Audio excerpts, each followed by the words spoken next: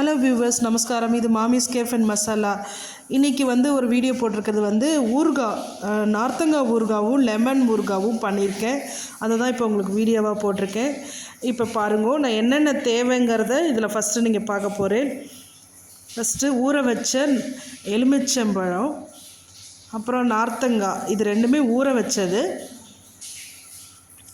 அப்புறம் வெந்தயப்பொடி, வறுத்து பொடி பண்ண வெந்தயப்பொடி, அப்புறம் கடுகு பொடி, கடுகும் வறுத்து பொடி பண்ண கடுகு பொடி, நல்லெண்ணெய், காய்ச்சின நல்லெண்ணெய், அப்புறம் மிளகாப்பொடி, கட்டைப்பொடி, தனி மிளகாப்பொடி, அப்புறம் காஷ்மீரி சில்லி கலருக்கோசரம் கொஞ்சம் வச்சுருக்கேன், அப்புறம் பெருங்காயம், மஞ்சப்பொடி. இதெல்லாம் தான் இதுக்கு தேவையானது. இப்போ நான் போடுறேன். காரப்பொடி ஃபஸ்ட்டு சேர்த்துக்கிறேன்.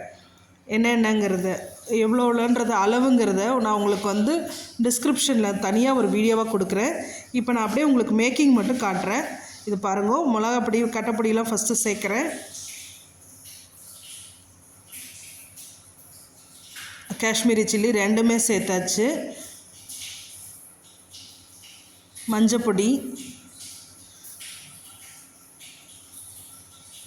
பெருங்காயம் சேர்க்குறேன்.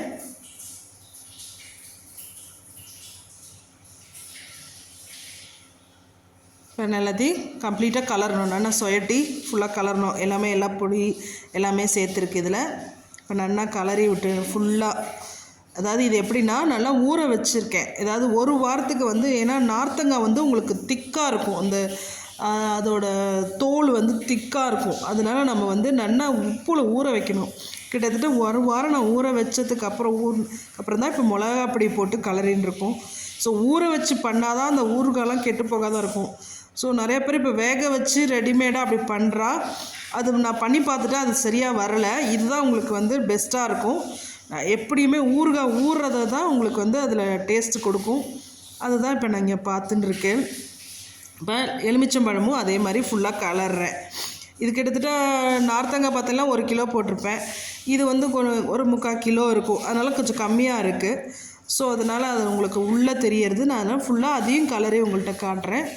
பாருங்கோ, ஃபுல்லாக நல்லா சொயட்டி கலரி விட்டுடணும். இப்போ கலரியாச்சு. இப்போ ரெடி ஆகிடுது. இப்போ வெந்தயப்பொடி, திருப்பி வெந்தயப்பொடி, முன்னாடி வெந்தயப்பொடி போடல, இப்போ வெந்தயப்பொடி, இதை பெருங்காயம் தான் போட்டுது. வெந்தயப்பொடி இப்போ கடுகு பொடி போடுறேன். அதையும் பாருங்க, கடுகு பொடிக்கு இது கருப்பாக இருக்குதுன்னு நீங்கள் நினைக்கிற போகிறேன். இது நல்ல குண்டு கடுகுன்னு சொல்லுவா இல்லையா, அதை நல்லா வறுத்தது. ஸோ இப்போ வெந்தயப்பொடியும் கடுகு பொடியும் நல்லா கலரணும். ஃபுல்லாக கலரிடுறோம். நான் என்னென்ன அளவுங்கிறத உங்களுக்கு தனி வீடியோவாக போடுறேன். இப்போ இந்த 2 ஊறுகாய் இல்லாத நெல்லிக்காய் ஊறுகாயும் பண்ணியிருக்கேன். அதுவும் நீங்கள் பாருங்கள். அது தனியாக நான் வீடியோவாக சொல்கிறேன், நான் காட்டுறேன்.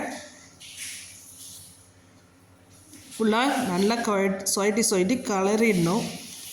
அப்போ தான் அது ஒன்றோட ஒன்று சேரும். நல்லா ஊறுறதுக்கு மிளகாப்பொடி, அந்த இது மஞ்சப்பொடி, பெருங்காயம் எல்லாமே சேர்கிறதுக்கு நல்லா ஃபுல்லாக கலரி விட்டு நல்லா அடி கொடுத்து கலரிடணும். அப்போ தான் அது செட் ஆகும். அதே தான் எலுமிச்சங்காய்க்கும் அதே தான் நீங்கள் பார்க்குறேன். நல்லா கலரி விட்டுடணும். ஃபுல்லாக கலரிட்டு இப்போ நல்லெண்ணெய் விடுறேன். நல்லெண்ணெய்லாம் இதுக்கு ஊறுகாயை பொறுத்த வரைக்கும் நல்லெண்ணெய் தான் பெஸ்ட்டு. நல்லெண்ணெய் தான் அது ரொம்ப நமக்கு டேஸ்ட்டு கொடுக்கும். அதே சமயத்தில் ஊறுறதும் அதுக்கு இந்த நம்ம மிளகாப்பொடிலாம் போடுறது வயிற்றுக்கு எடுக்கும் இல்லையா, கட்டைப்பொடி. அதனால் நல்லெண்ணெய் தான் அதை காம்பன்சேட் பண்ணும்.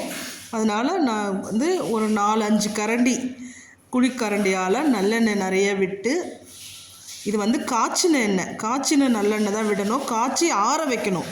இது சூடாக விடக்கூடாது, ஏன்னா கெட்டு போயிடும். இதை நல்லா காய்ச்சி ஆற வச்சுட்டு தான் நம்ம ஊறுகாய் எப்பயுமே சேர்க்கணும். இப்போ நீங்கள் பார்க்குறது நான் அதை பேக் பண்ண பாக்ஸஸ்லாம் பார்க்குறேன். இதுதான். லைக் பண்ணுங்க, ஷேர் பண்ணுங்க.